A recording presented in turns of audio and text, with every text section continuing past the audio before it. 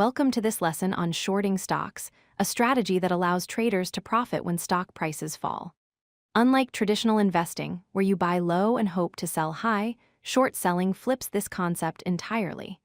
It's an advanced and risky strategy that every serious trader should understand, even if they never use it.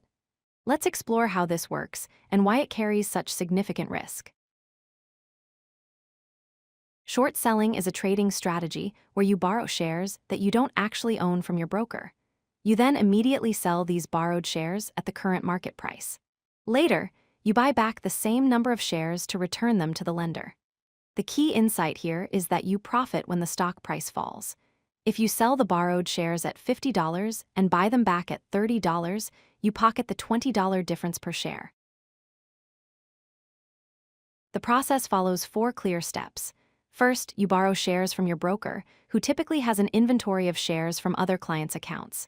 Second, you sell these borrowed shares immediately at the current market price, receiving cash. Third, you wait and hope for the price to decline.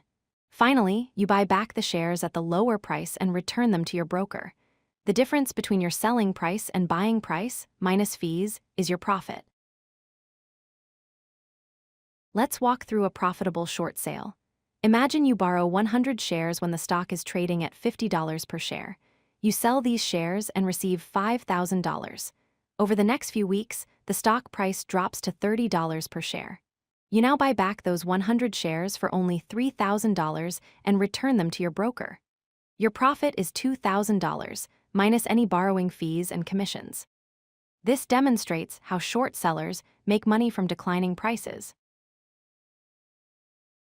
Here's where short selling becomes extremely dangerous. While your maximum profit is limited because a stock can only fall to zero, your potential losses are theoretically unlimited. Stock prices can rise indefinitely. If you short a stock at $50 and it climbs to $100, $200, or even higher, you still must buy it back to return the shares. Unlike buying stocks, where you can only lose your initial investment, short selling can result in losses many times larger than your original position. Let's see how losses can quickly mount. You borrow and sell 100 shares at $50 each, receiving $5,000. But instead of falling, the stock price rises to $80 per share. You're forced to buy back those 100 shares for $8,000 to return them to your broker. Your loss is $3,000, which is 60% more than the cash you originally received. And remember, if the stock had risen even higher, your losses would be proportionally larger. Beyond the risk of rising prices, short sellers face several additional costs and complications. You must pay borrowing fees to your broker for the privilege of borrowing shares, and these fees increase over time.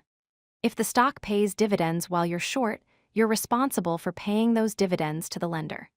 Brokers can issue margin calls, demanding you deposit more money if your position loses value. Perhaps most dangerous is the short squeeze, where rapid buying forces the price higher, triggering panic buying from other short sellers, which drives prices even higher in a vicious cycle. Let's recap the essential points about short selling. This strategy allows you to profit from declining stock prices by borrowing shares, selling them high, and buying them back low. However, it carries unlimited loss potential because stock prices can rise indefinitely.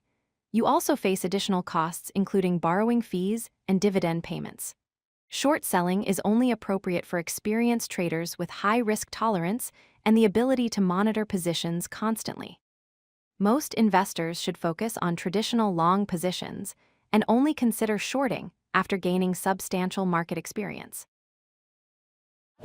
If you like this video, hit that like button and don't forget to subscribe. Visit CodeLucky.com for more such useful content.